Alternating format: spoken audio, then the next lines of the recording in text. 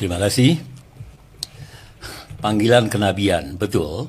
Saya sekarang sudah berada dan saya tahu karena Tuhan beracara dengan saya. Tetapi biarlah keadilan bergulung-gulung seperti air dan kebenaran seperti sungai yang selalu mengalir. Panggilan saya adalah mengamati kalau terlihat ada ketidakadilan dan ketidakbenaran dimanapun terjadi, saya terpanggil untuk beracara, untuk melakukan sesuatu terhadap kondisi itu. Itu panggilan kenabiannya. Lalu bersuara kenabian, menyampaikan suara nabi, pesan Tuhan bagaimana itu harus diselesaikan. Dalam konteks Papua khususnya, seperti malam hari ini kita bicara dengan tema paradoks Papua, ada paradoks, ada masalah yang sudah bertahun-tahun lamanya, yang sudah bukan lagi rahasia, artinya sudah jadi rahasia umum. Semua orang juga sudah tahu ada masalah di Papua itu. Dan kalau ada masalah, maka pasti ada satu ketidakadilan dan ketidakbenaran yang terjadi. Panggilan saya membawa saya harus meneliti ada apa dengan Papua ini, supaya saya bisa berbicara untuk menegakkan keadilan dan kebenaran dengan tepat. Harus tahu dulu apa yang terjadi. Ya, makanya saya juga teringat dalam pesan profetik Nabi Yesaya itu, Yesaya 32 ayat 17 berkata, di mana ada kebenaran, di situ akan tumbuh damai sejahtera. Dan akibat kebenaran ialah ketenangan dan ketentraman untuk selama-lamanya. Amin. Bayangkan kalau kita masukkan kata tidak, kata negatif tidak di ayat itu, Pak Max, dia akan berbunyi di mana tidak ada kebenaran, di situ tidak akan ada damai sejahtera, dan akibat ketidakbenaran ialah ketidaktenangan dan ketidaktentraman untuk selama-lamanya. Ya, yang pertama, sejarah dan status politik integrasi Papua ke Indonesia ini masih bermasalah rupanya dalam penelitian beliau ya, Pak. Yang kedua ada masalah di masyarakat Papua, yaitu soal kekerasan dan pelanggaran HAM sejak 1965 yang nyaris nol keadilan. Ini gaya bahasanya dalam pengungkapan itu ya. Jadi ada kekerasan dan pelanggaran hak-hak asasi manusia Papua. Dan yang ketiga, mari kita lihat. Yang ketiga adalah diskriminasi dan marginalisasi orang Papua di tanahnya sendiri. Ya, jadi orang Papua itu didiskriminasi ya oleh pendatang, baik sengaja maupun tidak sengaja, baik itu terkondisi begitu atau dikondisikan ya. Dan akhirnya masyarakat Papua, orang-orang asli Papua termarginalkan. Yang keempat, ini masalah soal kegagalan pembangunan, ya, meliputi pembangunan pendidikan, baik infrastruktur maupun non-infrastrukturnya, artinya sistem pendidikannya, dan kesehatan, juga pembangunan kesehatan, ya, dan ekonomi rakyat.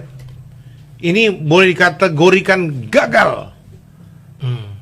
Apa itu sebetulnya sejarah dan status politik integrasi Papua ke Indonesia? Artinya cerita sejarah bagaimana sampai Papua menjadi bagian dari Indonesia itu bermasalah. Papua yang menjadi bagian Indonesia, di situ ada masalahnya, bermasalah. Nah, maka saya harus benarkah itu? Apakah benar ada ketidakadilan dan ketidakbenaran dalam rangka menempatkan Papua ke dalam Indonesia? Maka harus ditelusuri lebih belakang. Betul. Kapan itu terjadi? Melalui apa itu terjadi? Maka saya harus masuk kepada apa yang pernah dan semua juga tahu sebetulnya, yang dikenal dengan nama New York Agreement. New York Agreement. New York Agreement, perjanjian New York yang ditandatangani tahun 1962. Tanggal 15 Agustus 1962. Perjanjian itu dibuat antara pemerintah Belanda dan pemerintah Indonesia dengan pihak ketiga Amerika Serikat, dan dilakukan di New York, di kantor pusat PBB. Di situ mereka untuk membicarakan Papua, status Papua.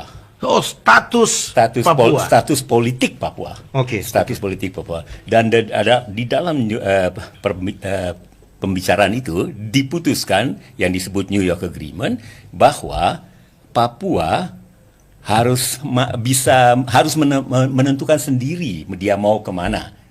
Bangsa Papua ini, orang Papua asli, harus menentukan sendiri melalui satu proses penentuan pendapat rakyat. Untuk mereka tentukan sendiri mereka mau di mana, mau bergabung karena pada waktu itu mereka sedang digabungkan dengan Indonesia. Apakah mereka mau tetap seperti itu bergabung dengan Indonesia atau memilih tidak lagi bergabung? Itu opsinya, 2 opsi saja yang dipilih. Dan itu diputuskan, uniknya hanya 2 negara itu tidak melibatkan orang Papua. Dari Indonesia, Bapak Subandrio almarhum, dan dari Belanda yang menandatangani ada 2 orang, nama Belanda agak susah juga dihafal, tapi itu 2 mereka tanpa melibatkan orang Papua. Jadi saya waktu melihat ini, saya merasa ini sudah, saya menyimpulkan sudah terjadi ketidakbenaran dan ketidakadilan. Membicarakan masa depan sebuah bangsa tanpa melibatkan bangsa itu di dalam perundingan menentukan. Apa yang juga diputuskan di dalam pada tanggal 15 Agustus 62 itu di bagian dari New York Agreement itu diputuskan bahwa harus ada act of free choice. Itu bahasa Indonesianya Penentuan pemilihan bebas ya. Kayak pepera gitu Pepera, ya, atau setara dengan pemilihan referendum umum lah, referendum, referendum okay. of free choice, pilihan bebas. Ada satu tindakan di mana orang Papua diberi hak untuk mengambil tindakan secara bebas menentukan mau kemana. Dan sistem jadinya pendapatnya di dalam situ memang tertulis bahwa di dalam New York Agreement itu akan diatur melalui kesepakatan bersama. Ya, one man one vote one value. Hanya orang Papua asli, bukan pendatang. Orang Papua asli, one man one vote one value, artinya satu suara, satu orang satu nilai, suara, satu nilai, dan itu dia ya, satu orang. Nah, itu keputusannya. Jadi tidak boleh diwakili. Bunyinya demikian. Harus orang Papua asli. Papua asli dan tidak harus melibatkan seluruhnya. One man one vote. One man one vote, tidak terwakili suaranya. Nilai. Pada waktu itu prediksinya berapa jumlah orang Papua? Agak bervariasi, tapi poin utamanya Kira-kira lebih dari 500.000. 500 ribuan orang lah kita bicara. Ya. Mestinya 500.000 orang ini yang memberikan suaranya. Betul. Untuk menunjukkan apakah mereka masih tetap di Indonesia atau mereka tidak ya. di Indonesia, ya toh? Ya. Nah, soal suara terbanyak nanti itu kemudian menjadi nilai tersendiri, toh? Ya. Seperti itu. Oke. Jadi itu isi Dari New York Agreement. New York Agreement. Pemirsa bisa saja search, gampang saja sekarang, just a click away, search saja New York Agreement dan baca sendiri apa yang terjadi. Nah, dalam realitasnya Pak, terakhir. Nah, menjelang tahun 69 itu sudah di 66, 67, 1966, 1967 belum terlalu ditangani gitu.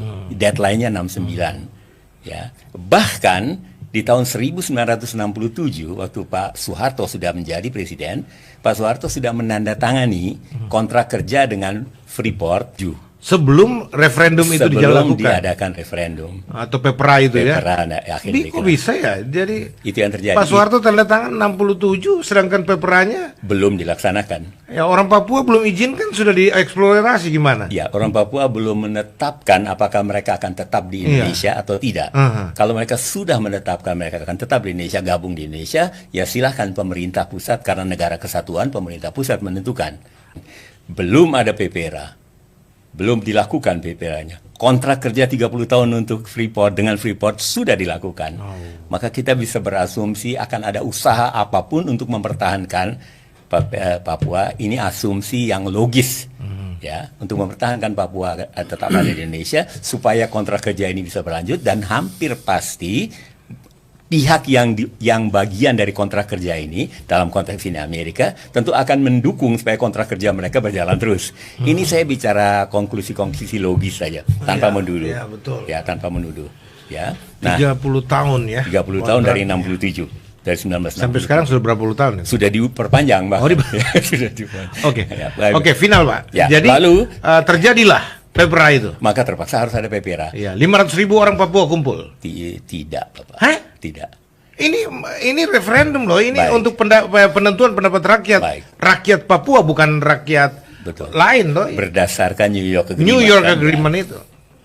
Yang saya baca tadi itu, karena saya ingin keadilan dan kebenaran itu berbasis data, maka saya baca. Yang saya baca di tahun 68, satu tahun sebelum deadline, Presiden Soeharto mengutus seorang tokoh, mungkin saya tidak sebut saja namanya Nggak usah, untuk memeriksa kemungkinan jika dilaksanakan PPRA sebagaimana yang tertulis di dalam New York Agreement, one man, one vote, one value, bagaimana kemungkinan menang Indonesia. Hasil laporannya pasti kalah. Nah, kemungkinan pahit lah. Kemungkinan pahit, ya sorry ya. Oke, saya cabut tepatnya pahit. Mengapa? Karena berbagai peristiwa yang terjadi, ya, yang panjang lebar. Dan bisa batal kontrak bisa. 30 tahun itu. Bisa kacau. Oke, Ya, terus. oke. Nah, akhirnya keputusannya apa? Diputuskan bahwa tidak dijalankan sebagaimana yang ditetapkan di New York Agreement, one man, one vote, one value, tapi dilaksanakan sebagaimana cara Indonesia, yaitu permusyawaratan perwakilan. Oh, maka dipilihlah, dan berita yang saya baca dan saya belum pernah mendengar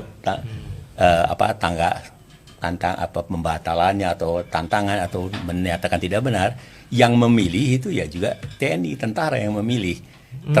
Jumlahnya yang akhirnya memberi suara totalnya itu 1025 orang. 1025 orang dalam catatan penelitian itu ya? Betul. Okay. 1025 orang yang memberi suaranya. Itu orang Papua? Saya kenal seseorang yang bukan Papua, yang mengatakan dia juga ikut, bukan orang asli Papua, yang mengatakan pada saya bahwa dia juga ikut memberi suara. Padahal dia bukan orang Papua? Bukan orang Papua. Mewakili Papua? Harusnya tidak. New York Agreement mengatakan orang Papua asli. Iya. Berarti 1025 orang itu tidak ada orang Papua asli di situ? Ada, pasti ada. Ada. Ya. Walaupun saya tidak tahu, saya pikir ada pasti. Walaupun ada.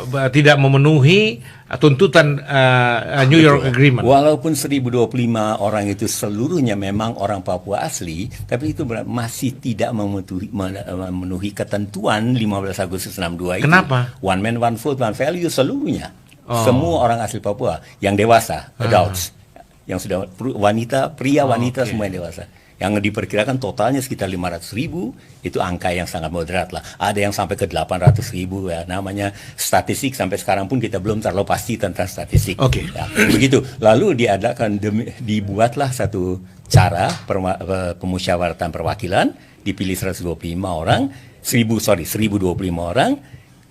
Menurut informasi TNI yang memilih, tentara militer yang memilih, ada nama almarhum Jenderal Akub Sainal disebut di situ. Ini bisa dibaca ya, silakan. Kemudian karena itu, dan itulah hasil penelitian dari LIPI, sehingga LIPI simpulkan itu proses integrasi, karena kemudian terjadi PPRA berurutan dari 8 kabupaten itu, hasilnya 1025 orang mengatakan bergabung kok.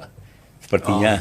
Lalu itu oleh proses itulah yang dikatakan oleh peneliti LIPI itu terjadi distorsi di situ. Itu yang diistilahkan distorsi. Distorsi dari integrasi Papua ke Indonesia. Oke.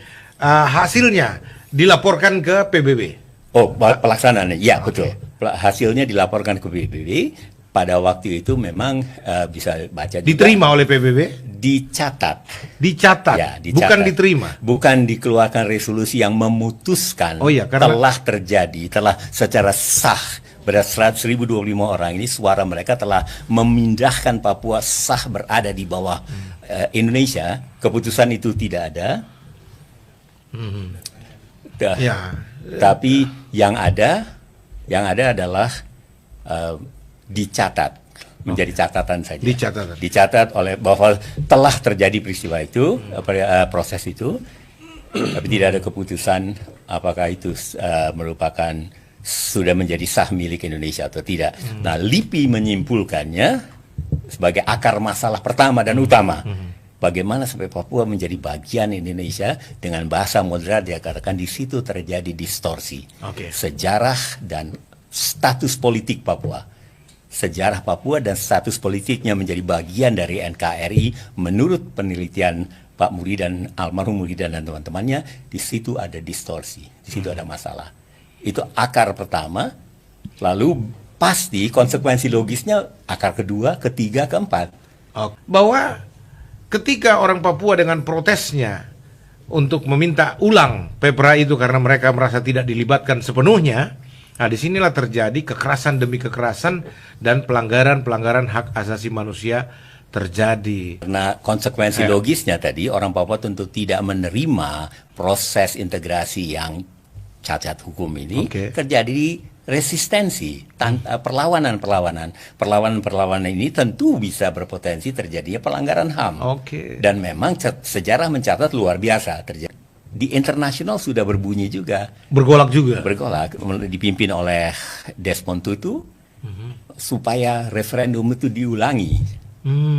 Jadi bukan hanya di sini, bukan hanya dari teman-teman Papua atau kawan-kawan yang peneliti yang kemudian mengatakan ini tidak benar, baiknya diulangi.